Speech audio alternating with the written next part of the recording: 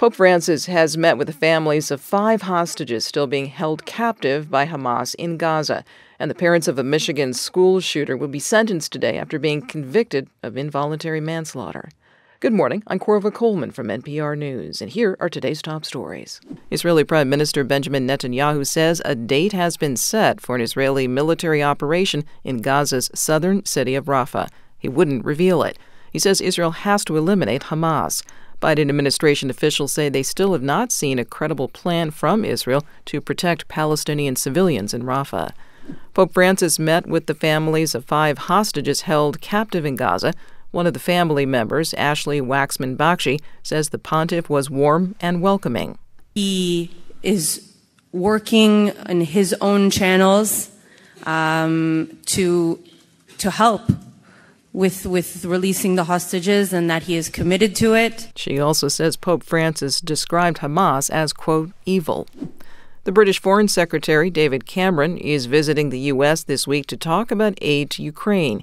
Cameron meets today with Secretary of State Antony Blinken, as NPR's Lauren Frayer reports from London. On his way to Washington, UK Foreign Secretary David Cameron made a stop at Mar-a-Lago to meet the man he once called protectionist, xenophobic, and misogynist. Cameron is the first senior UK official to meet former President Donald Trump since Trump left the White House in January 2021.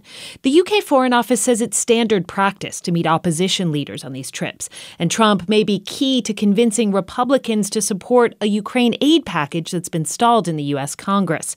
European leaders are increasingly concerned that if the U.S. halts aid to Ukraine, Russia could advance on other countries too.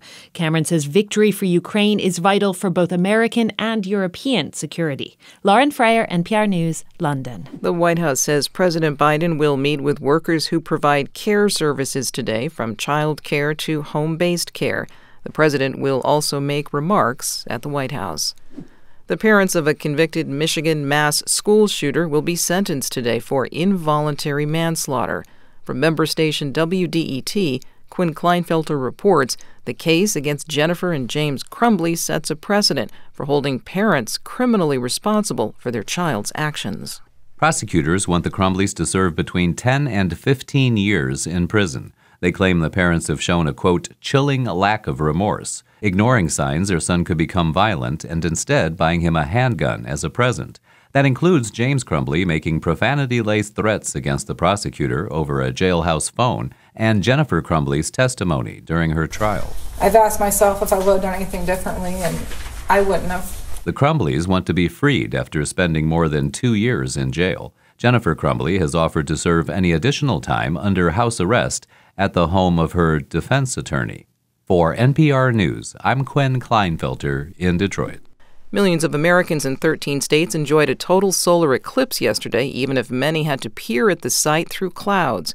NPR's Nell Greenfield-Boyce reports one couple marked the occasion in Ohio by getting engaged on a Lake Erie beach. Nadia Garzione had just watched the sun disappear and return again, looking briefly like a diamond ring in the sky, when her boyfriend Eric Hill got down on one knee and pulled out another kind of gemstone ring. This wasn't a surprise. She knew he'd pick this moment, as he'd seen a total eclipse before and loved how otherworldly it was. It's very moving. It's probably one of the strangest, most surreal things I've ever seen, and I've seen it twice. It's very special to me. Others who want to propose in a similar way will either have to wait 20 years or travel overseas, as a total solar eclipse won't be visible from the contiguous United States again until 2044. Nell Greenfield-Boyce, NPR News. You're listening to NPR News from Washington.